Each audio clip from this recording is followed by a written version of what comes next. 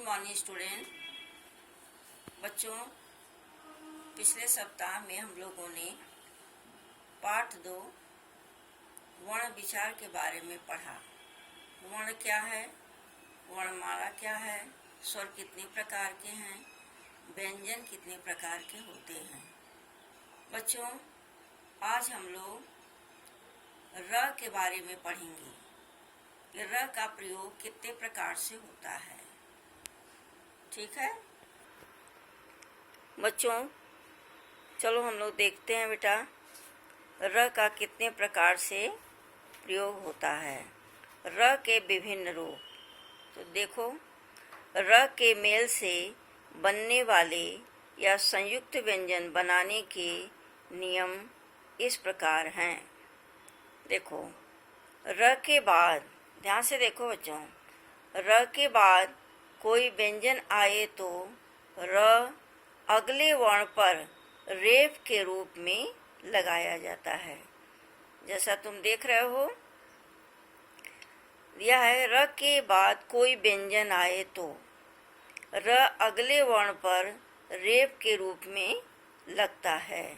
जैसे एक एग्जाम्पल है गर्म, देख रहे हो, तो र के बाद क्या आया है बेटा, माँ। र के बाद माँ आया है, गर्म। तो माँ के ऊपर र लगा हुआ है, देख रहे हो। हर्ष, र के बाद क्या आया है, श, व्यंजन वर्ण आया है। तो इस तरह से र ऊपर लग जाता है। देखा, र के बाद कोई व्यंजन आए तो र अगले वर्ण पर क्या होता है, रेफ के रूप में लगता है। ठीक है। अब अगला देखो, र से पूर्व यदि स्वर रहित व्यंजन है, र से पूर्व यदि स्वर रहित व्यंजन है तो र उसके पैर में अर्थात नीचे लगाया जाता है। उदाहरण देखो, जैसे एक शब्द है प्रश्न, प्रश्न है बेटा, तो इसमें दिया ना र से पहले। तो यहाँ देखो, जब हम प्रश्न बोल रहे हैं तो र से पहले क्या आया है, स्वर रहित प आया है, प्रश्न।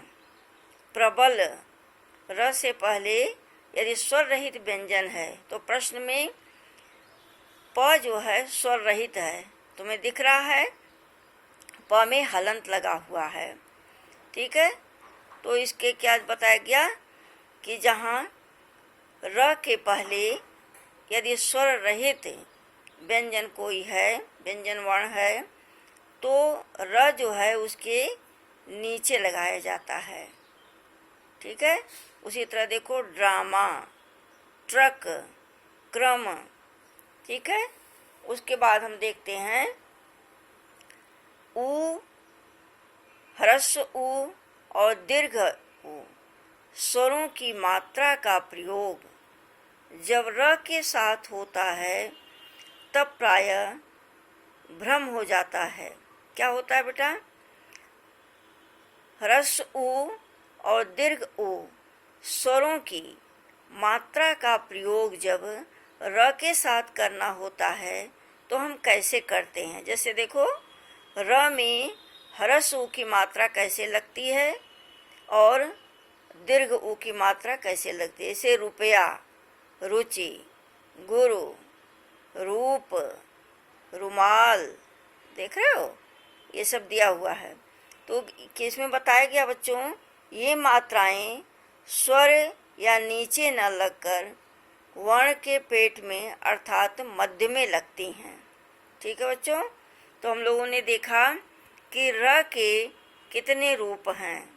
सबसे पहले हमने देखा, र के बाद यदि कोई व्यंजन वर्ण आए तो र अगले वर्ण पर रेफ के रूप में अर्थात ऊपर लग जाता है। उसके बाद हम लोगों ने देखा कि र से पहले यदि कोई स्वर रहित व्यंजन है तो र जो है उसके नीचे लगाया जाता है। जैसे प्रश्न, प्रश्न में प स्वर रहित है, उसके बाद र का उच्चारण हो रहा है। आगे हमने देखा कि ह्रस्व उ और दीर्घ उ स्वरों की जब मात्राओं का प्रयोग र के साथ होता है तो हम कैसे करते हैं। ये मात्राएं वर्ण के पेट में अर्थात मध्य में लगती हैं। ठीक है बेटा। अब हम आगे देखेंगे कि वर्णों का उच्चारण स्थान। यहाँ से देखो, वर्णों का उच्चारण स्थान, इसमें बताया गया उच्चारण की वर्ण संबंधी गलतियों को दूर करने के लिए वर्णों का उच्चारण स्थान जानना आवश्यक होता है। उच्चारण अवस्था में, अब देखो बेटा, उच्चारण स्थान होता क्या है। जब हम कोई वर्ण बोलते हैं उस अवस्था में जीभ मुख के जिस अंग को छूती है, स्पर्श करती है, वही उस वर्ण का उच्चारण स्थान होता है। ध्यान से समझ लो बच्चों, उच्चारण स्थान क्या होता है।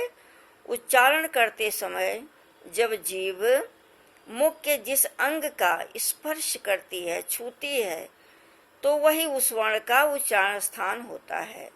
उच्चारण स्थान के आधार पर वर्णों के 10 भेद होते हैं, जैसा तुम देख रहे हो। सबसे पहले है कंठ। वर्णों के 10 भेद माने गए उच्चारण के स्थान के आधार पर। कौन सा वर्ण हम कंठ से बोलते हैं, देखो दिख रहा है। कंठ के द्वारा अ, आ, अह, क, ख, ग, घ, ङ, क वर्ग। फिर है मूर्धन्य।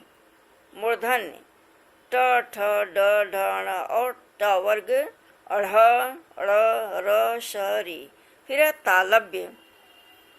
जब हमारी जीभ तालु को टच करती है, ये देखो सारे वर्ण दिखाई दे रहे हैं बेटा। इन वर्णों को हम तलवे, हमारी जीभ जो है तलवे को टच करती हुई बोलती है। फिर है दांतों के द्वारा जो बोला जाता है, जब हमारी जीभ दांतों को टच करती है, इसमें आता है त वर्ग, ल और स। फिर हम देखते हैं बेटा,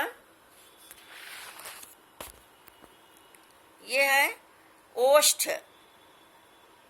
ओष्ठ, ओट्स के द्वारा जब हमारी जीभ ओठों को टच करते हुए उच्चारण करती है जिन वर्णों का, यह है प वर्ग, प, फ, ब, भ, म, उ, ह्रस्व उ और दीर्घ उ। ठीक है। दंतोष्ठ, जिन वर्णों का उच्चारण करते समय जीभ दांतों को छूती है और ओठों को, उसे कहते हैं दंतोष्ठ। ठीक है बेटा। व और फ।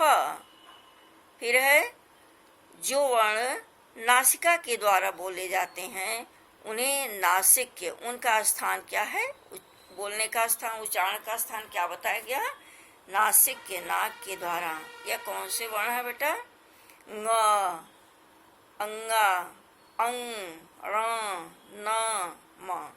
छठा देखो, कुछ वर्ण ऐसे हैं जिनको हम कंठ से और तालु से बोलते हैं, अर्थात हमारी जीभ जिन वर्णों को बोलते समय कंठ और तालु दोनों को टच करती है, दोनों का स्पर्श करती है, वह वर्ण है ए और ऐ। बोल के देख लो, ए और ऐ। फिर है कंठोष्ठ, जिन वर्णों का उच्चारण हम कंठ और ओठ के द्वारा करते हैं, वह है ओ और औ। फिर है 10वां है स्वर यंत्र से, ह, आ। ठीक है बच्चों। तो आज हम लोगों ने देखा कि र का कितने प्रकार से प्रयोग होता है, र का कितने प्रकार से प्रयोग किया जाता है, उसको हम लोगों ने देखा कि र का प्रयोग अनेक प्रकार से होता है। उसके बाद देखा वर्णों का उच्चारण स्थान।